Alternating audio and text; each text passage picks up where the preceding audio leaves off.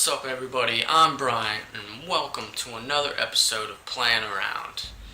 This is a show where I talk about some of the more interesting news of the day, going on in gaming and other nerdy stuff, while you guys also have some gameplay to watch in the background if you so choose to.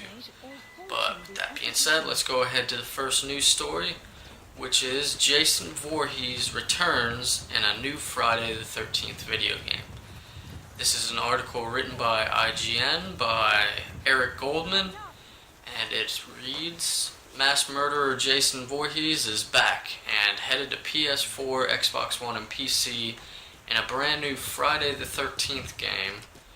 Earlier today, Gun Media revealed that their previously announced multiplayer horror game, Slasher Volume 1, Summer Camp, will be reborn as a licensed Friday the 13th product, and scheduled for release in fall of 2016. Gun unveiled a Kickstarter campaign today to help fund the completion of their project. Summer Camp was previously announced as an asynchronous multiplayer game, pitting one powerful killer against a group of counselors in a lakeside camp. We recently sat down and talked with several people involved in the project, including to learn the story behind Jason's return, including game co-creators Ronnie Hobbs and Wes Keltner, executive producer Randy Greenback, special effects guru Tom Savini, Friday the 13th's film score composer Harry Manfredini, director Sean Cunningham, and Jason himself, actor Kane Hodder. So how did Summer Camp become Friday the 13th? As Keltner explained, it was an incredibly unusual and sort of serendipitous setup, noting Summer Camp clearly was always heavily influenced by Friday the 13th and intended as a love letter to the series and similar films. Keltner recalled, it just so happened that Sean Cunningham accepted said love letter. He came to us and saw what we already accomplished with Summer Camp. We were already past pre-production and about to move on to production. We had a small budget together. We knew what we were making. Friday the 13th's director Sean Cunningham had run into Tom Savini and Kane Hodder, both of whom were already involved in Summer Camp's production. The two told Cunningham about the slasher-inspired game project. Keltner added he always wanted a Friday the 13th game, so it was very fortuitous that we were already making that sort of game with what was already wanted. It was an incredible gift. He came to us and said, if you can use this license, if this can make what you're building stronger, you've both earned my respect and this license. So he gifted that to us, which was incredible and just an incredible opportunity, but at the same time, an incredible responsibility. It goes on for a while. Let me skip down here. Why Kickstarter? Because that's another thing, is that they are launching a Kickstarter for this project. While fans will no doubt be excited to hear about Friday the 13th, there will be some asking why Kickstarter is needed at all, given that the name value of the property and those behind the scenes understand any initial skepticism. Said Keltner, it would be something that I think unprovoked someone might just think that it isn't needed. But just because Sean came to us with this incredible opportunity, it's not like he showed up with big bags of money and was like, here, take whatever you need. It just doesn't work that way. Added Hobbs, and it usually doesn't work that way with IP. Just because there's IP doesn't mean there's millions in a bank account somewhere to be used for a video game. Usually you have to pay for that.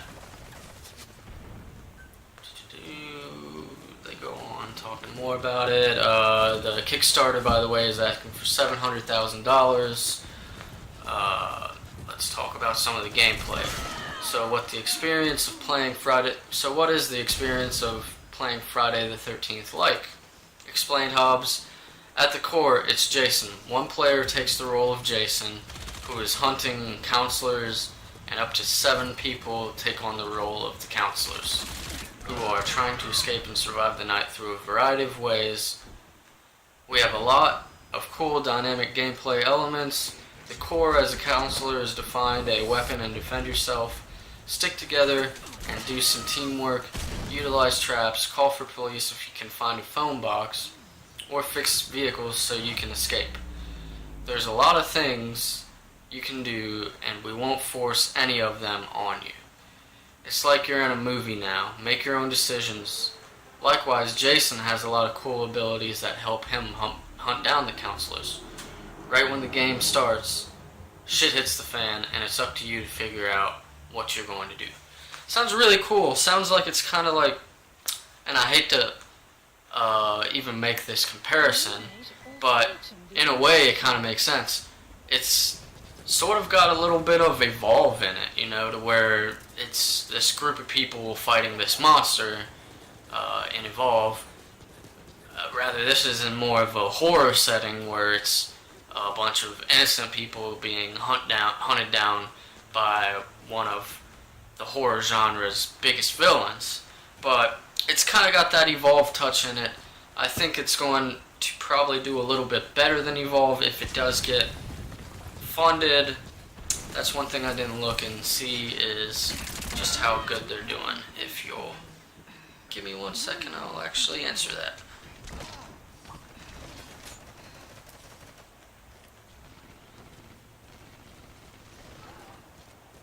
Okay, it looks like they just launched it, and it's got $41,737 of its $700,000 goal, and it just launched today. So, not a bad start. I'm sure tomorrow, the next day, the day afterwards, we'll really see more steam being picked up for this game. But that's really cool. Something I'd be interested in playing. It's very interesting, to say the least. I can't wait to see actual gameplay videos of it and make judgments that way, as well as playing it. And that, go on to our next story, this one from GameSpot. And it reads, when it loads,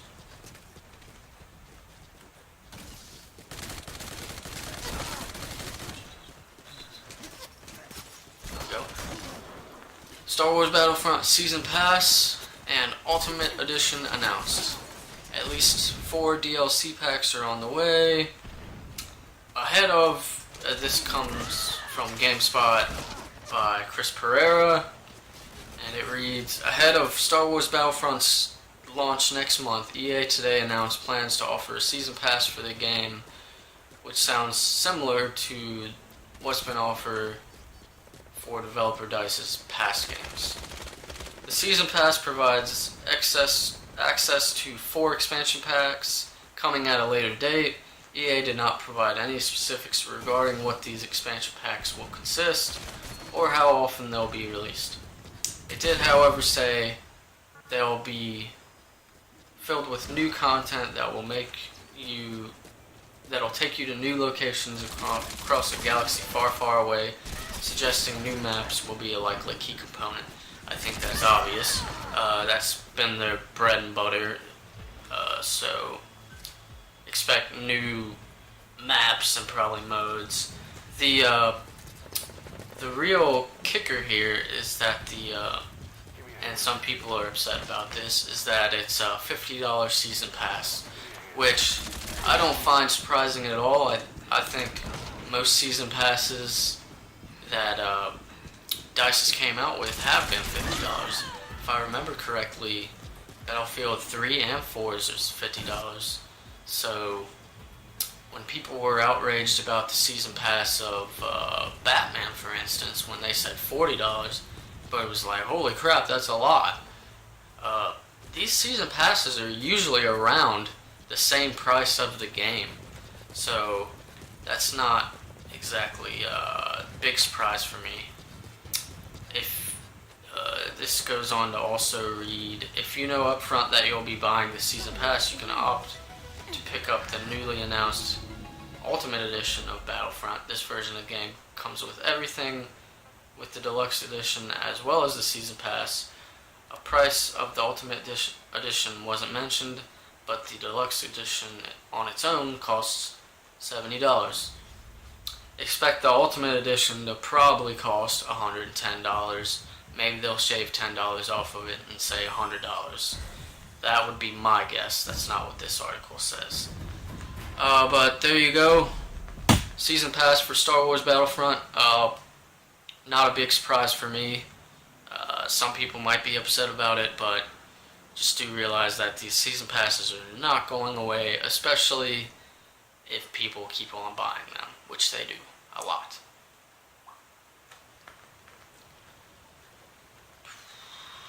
And the next article comes from IGN, and this one's kind of disappointing. This one's written by Luke Carmali, and the title reads, "No Back to the Future stories left to tell, says director." That sucks. Back to the Future director Robert Zemeckis has dashed any hopes of a new installment in the series, and this, the 30th anniversary of the first film's release. Speaking to IGN whilst promoting his new film, The Walk, we asked him whether he had any new Back to the Future ideas that could be told in the universe, to which the Oscar-winning director and writer gave a resounding, dream-crushing no. He went on to say, we've done a trilogy, the movies turned out really well, and those are the only Back to the Future stories we have left in us. The latest news for fans of the series comes less than a month before the 21st of October 15th, a day made famous in Back to the Future 2 as the day that they went to the future. Michael J. Fox as Marty McFly. We asked Mr. Zemeckis what we will be doing to celebrate the date. I'll probably be in Tokyo doing press on The Walk, which is probably not how most Back to the Future fans will be choosing to mark that date, but there we are. In the meantime, you can catch Zemeckis' The Walk, which is out on the 9th of October.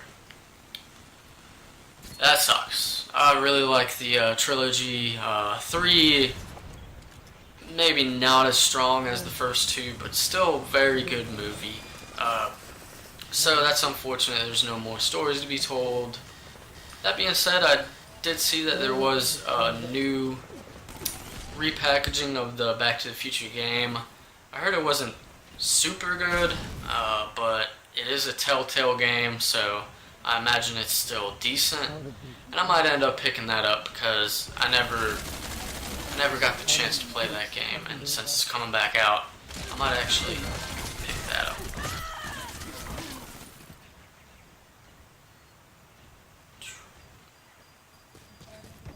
This next story comes from Gamasutra, and it is written by Chris Kerr over there, and it reads, Allison Road Kickstarter cancel after Team 17 signs developer. This is a short one. UK-based developer Lilith has pulled the plug on its Kickstarter campaign for the PT-inspired horror title Allison Road, which will now be published and financed by Team 17. At the time of cancellation, 4,482 backers had pledged 145,959 euros, or 222,500 US dollars, of the project's 200,000 euros, or 300,000 US dollars goal.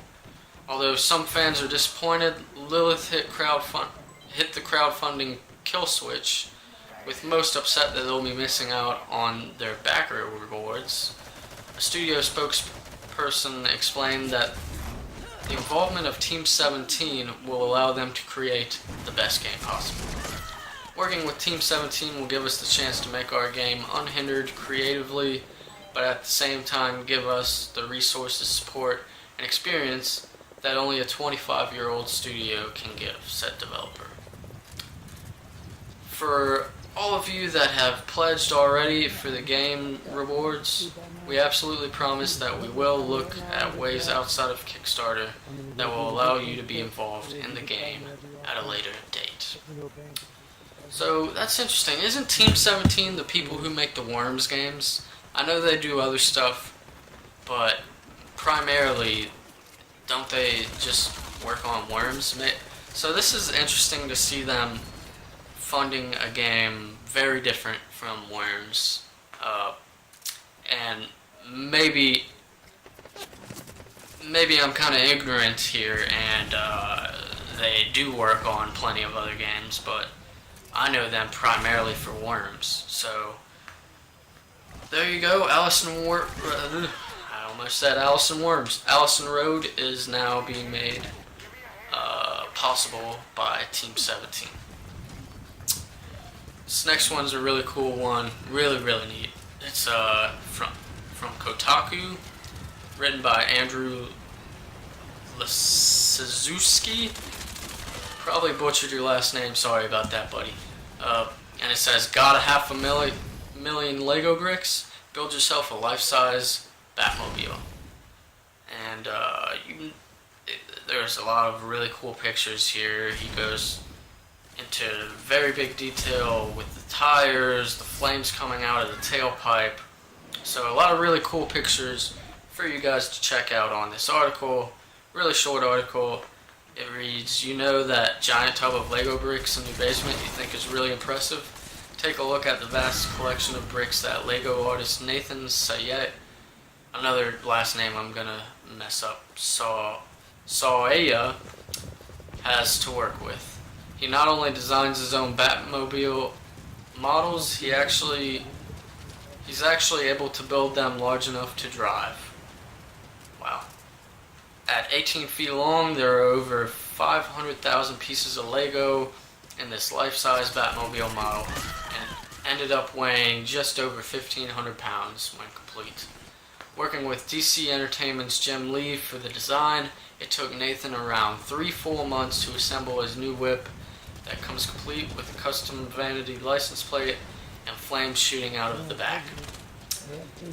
Even the Batmobile's hubcaps feature some neat detailing with the Bat logo from Christopher Nolan's take on the Cape Crusader encircling the wheels. I guess we finally know where he gets all of those wonderful toys. So that's really cool. Batmobile made out of Legos. Or Lego, rather. But we'll go on to this next article. This one by Destructoid, and it is written by. One second when it decides to load. Chris Carter over there at the Destructoid. It reads, Bloodborne, an actually worthy game, is getting a Game of the Year edition later this year. Subheader reads, every game gets a Game of the Year edition these days. I find it funny when developers release Game of the Year editions when the title completely doesn't deserve it. It's always interesting to see how marketing hype plays into some re-releases, as a bunch of titles don't even get the of the year moniker at all. But in this case, Bloodborne totally deserves it. Sony has announced that in November 25th, it will get a Game of the Year edition, which will include the upcoming DLC, The Old Hunters. The exact date has only been announced for the European territories at this moment, but expect every other region to get it sometime around that time. Very, very awesome. And last but not least, some more Back to the Future news. And this one is also written, this post is also by Destructoid, and it is written by Patrick Hancock. And it is, the DeLorean the DeLorean is coming to Rocket League. On October 21st, 2015, the day that Marty went to the future, Rocket League will be getting some movie-flavored DLC, the DeLorean, and a burnt rubber rocket trail that will be added to the game for a measly $1.99, so even smaller than some of their other packs, which I think were around $4. This is only a short time after the Halloween-themed DLC launches tomorrow. Didn't know they had a Halloween-themed DLC. Interesting. In the trailer, you can see the DeLorean retract its wheels as it lifts off for an aerial. When asked on Reddit whether or not that actually happens in-game, one of the developers said, "You bet your ass it does." The car also gets shiny sparks from the movie, presumably when it hits full speed. Never change, Psionics, so I can keep giving you oodles of money. I agree. Rocket League, as you know, came out as a PlayStation Plus game on PS4, and all of these DLC packs, I usually, even if I haven't been playing Rocket League as much as I used to, whenever they announce a DLC pack and when it comes out, I immediately just don't even think about it and give them money, because this is an incredible multiplayer game. Love the game so much. So when a little pack that's only $4, or in this case $2, I have no problems with giving them the money, since I think they did more than enough for me for giving me this game for free. So that is all the news today. Thank you guys so much for watching. If you like this video, please like it, subscribe, share this with your friends. Follow me on Twitter, I'm at Brian Poteet. And if you have any stories you guys would like me to talk about, leave them in the comments below. Also, if you want to, you can check out my Patreon page. It's patreon.com/FoxHoundSoldier. Probably going to be updating that page soon to include this show in it, because at the time I didn't really have this show. So keep an eye out for that, and thank you so much for watching. I think there's probably going to be a little bit more gameplay at the end, so if you guys want to continue to watch the rest of the Metal Gear Online gameplay, please feel free to do so. That being said, if you're here for more, or just the news and the gameplay is just kind of a background thing for you, then don't feel bad about cutting off now. Have a great day.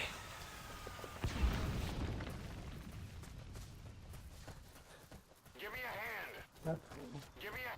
Will they hold it for you? You didn't beat talking to them?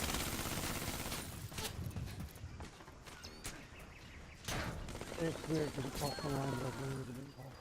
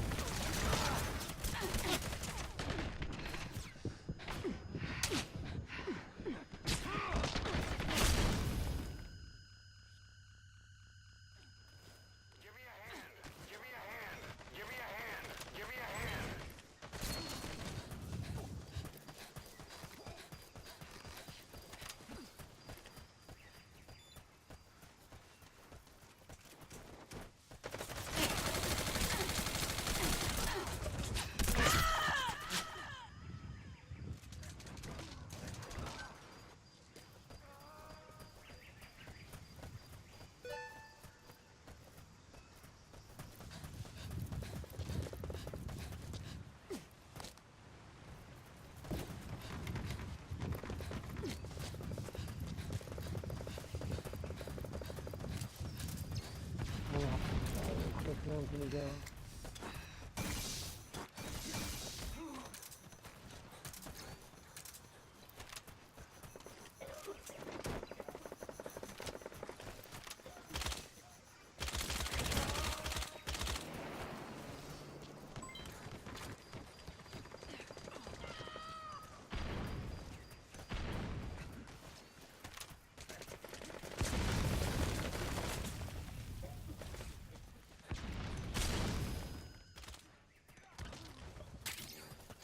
Help me out! Help me out! Cover me.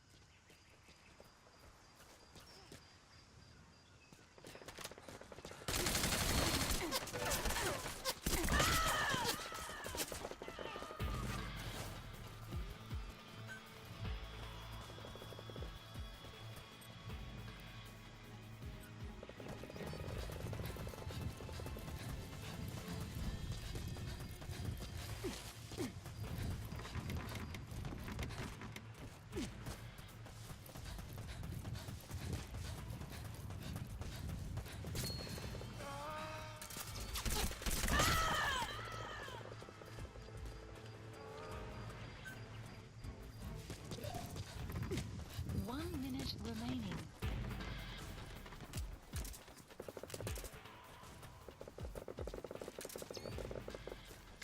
Wormhole available.